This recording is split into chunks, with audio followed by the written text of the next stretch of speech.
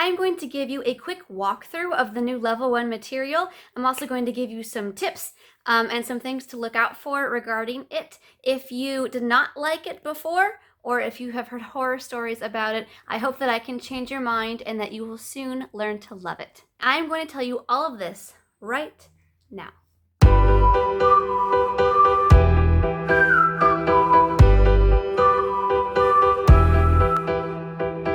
How's it going? My name is Erin from Erin Edutainment, and welcome to another video.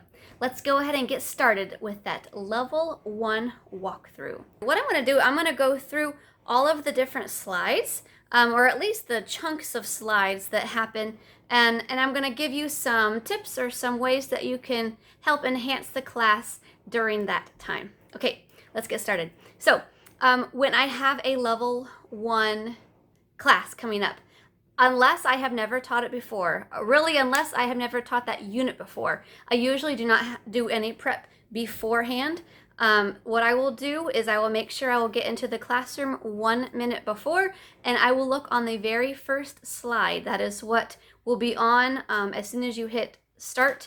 That will be the very first thing. It's going to tell you what letters that they're going to learn that day. It's going to tell you the letter words that they're going to use throughout the lesson, the vocab or the theme for that class, and then what the sentence structures they will be practicing will be.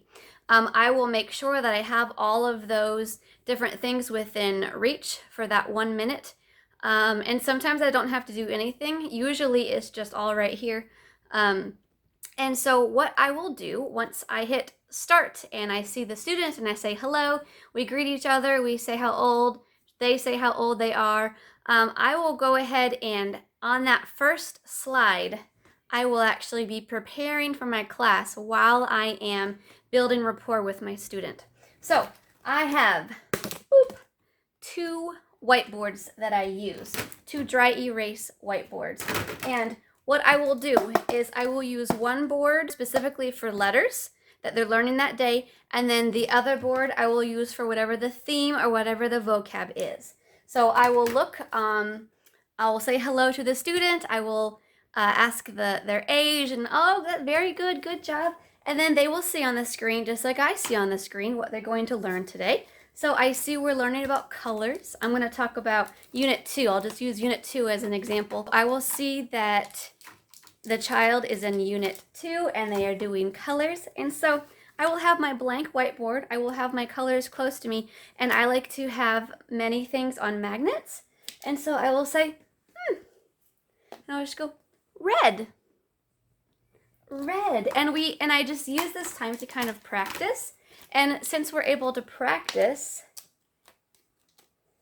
while we are practicing, I am able to use this time to put all of the content on my board. So red, orange, yellow, green, blue. We will go through all the colors, and this will take 20 seconds maybe. You can make it longer. If they don't know it at all, you just have them repeat, or if they're a little farther into the unit, you can have them say it without you telling them. And so this part, the theme part, is ready. My class has been prepped now, at least relating to the vocab. Then I will go over to my other blank whiteboard, and I see that we are learning about the letters E and F. So I will say, ooh, look. And while I am talking to them, I say, what is this? E, good. Big E, small e, good.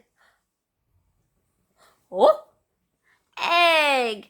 And then we laugh and laugh at how terrible my drawings are. But sometimes I will have an egg and I will say, egg, egg, good. And then I will say, ooh, look. F. Yes. Big F, small f. Good.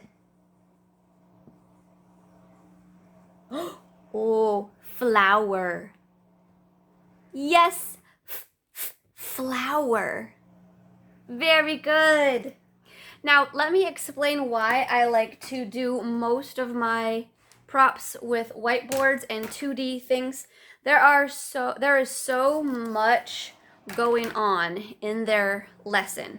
Things to click, different colorful things, different activities and games. I don't feel like it is super necessary to have tons and tons of 3D props. I use tons of 3D props in the old level 1 class, but because of how different this new curriculum is, I mostly am drawing things, or any of my props are 2D, and I put them on here. Sometimes I will do more than that, and I will have a couple 3D items. For example, in this unit we talk about a yellow fish and an orange egg, and so I will have those nearby, but this would be all that I would use. That and maybe dino, if the child needed help repeating things. Okay, so I have gone on my first slide. I have prepped for my classes just by having my 2 whiteboards, and these will basically be the only things that I refer to the entire class. So the first slide is the content review. The next slide we do is we say hello to the characters, and it's just to kind of get them transitioned and ready for the lesson. Usually the very next thing in the slides is a song. If you see a girl that is on the slide, a grown woman doing kind of like hand motions, that is golden, because she will do the song with the motions, and then you can do it right after. So you just hit play, dance around while she's singing, and then you do the exact same thing that she's doing. Now that is often on assessments. If you do not see the girl doing the song, I will often play the song twice. That the first time that we are doing the song, and I will just sing and dance and move around. The goal of this is to get them to use some TPR, to get them to dance around, just to get them involved.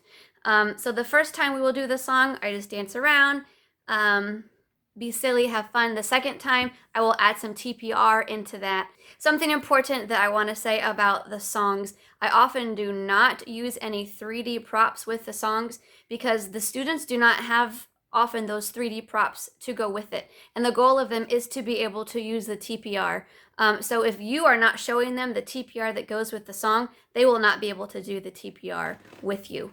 So I try not to use the props, unless, maybe once, and then we'll do it again without it.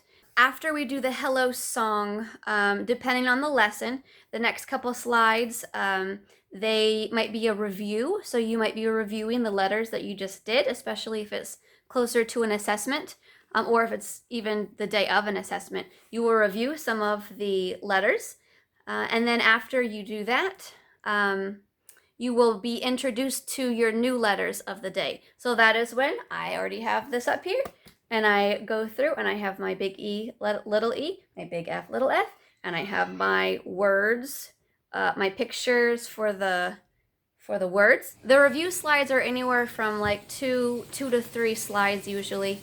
When you are introduced to a new letter, there is a different song for each letter. And it goes something like this. I am the letter E and I'm okay.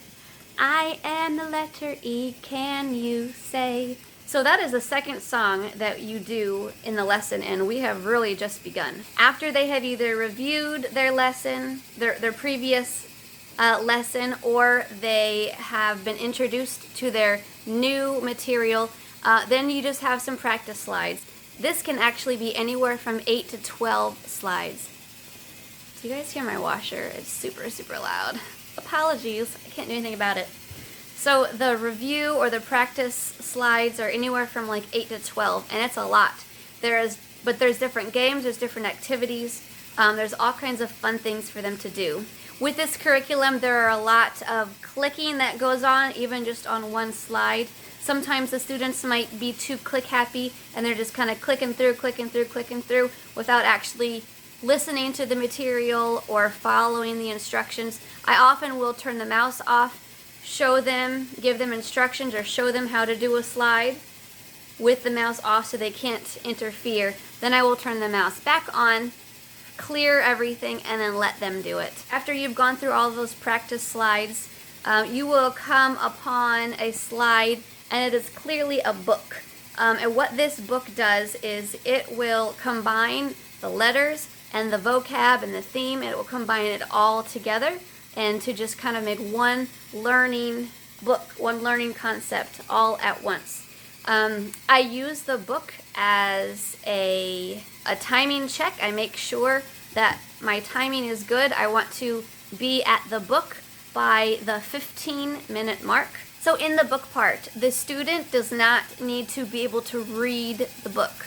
There is dialogue on every page. The student reads it.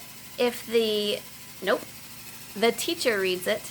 If the students can repeat it, that's great. If not, they do not need to. But something about the book is that it has a storyline, so it keeps the kids' attention. If ever there's a time where something might be confusing related to the logistics of what to do, this book time is often the time that can be confusing. So if you do like to prepare, you should at least prepare for the book part of the lesson. The book is somewhere between 7 and 8 slides usually, and I try to not be in the book section for more than 5 minutes. So by the time Meg and Mike jump out of the book, which is what they often do, I make sure that I am at the 20-minute mark and no longer.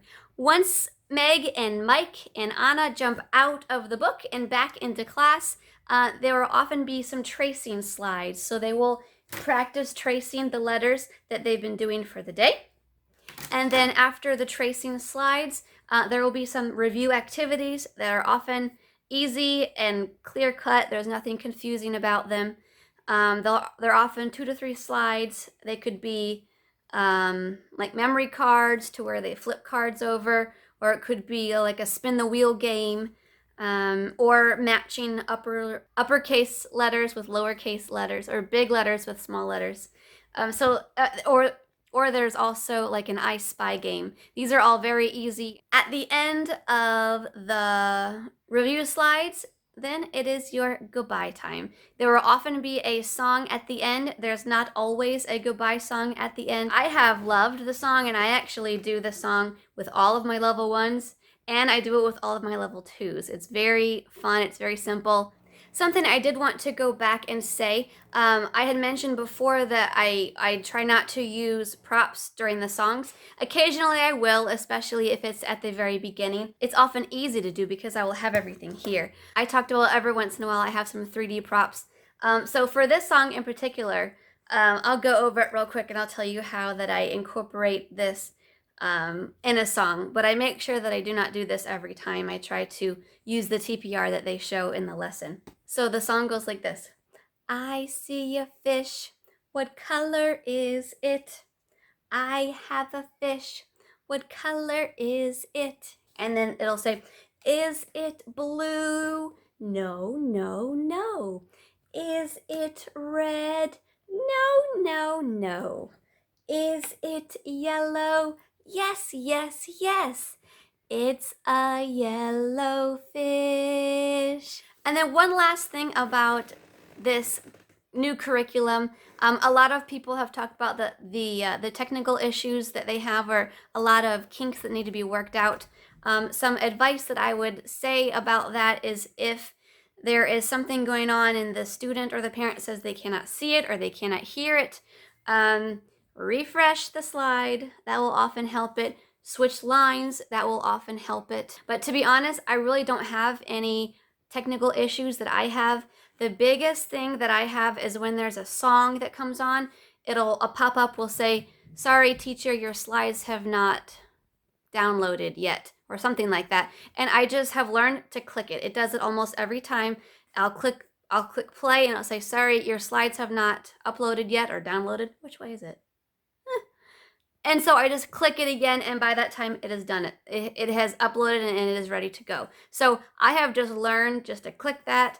There has been some times where some tracing didn't work. The kids couldn't trace. There is actually a button that suggests that you can offer a suggestion, and you can tell exactly what happened, what slide it was, and if VIPKID does not know of these technical issues, they can't fix it. So anytime that you have an issue, send in a suggestion, or if that doesn't work, put in a ticket and put specifically what the issues are. Things go very, very smoothly now for me. I think it's just because I have learned to kind of go work around things. But I also think that the curriculum, the material has improved. I did not intend for this to be that long. I hope that this video was helpful. If you were a hater of the new level ones, I hope that this can change your mind a little bit, or at least can help you make it more tolerable, maybe even enjoy it. And if you have never taught it before but have been very intimidated, I hope that this makes the new level 1 lessons less intimidating, and I hope that you are soon able to enjoy them. Thank you for watching this video, and I hope that you do something that makes you happy today. Goodbye.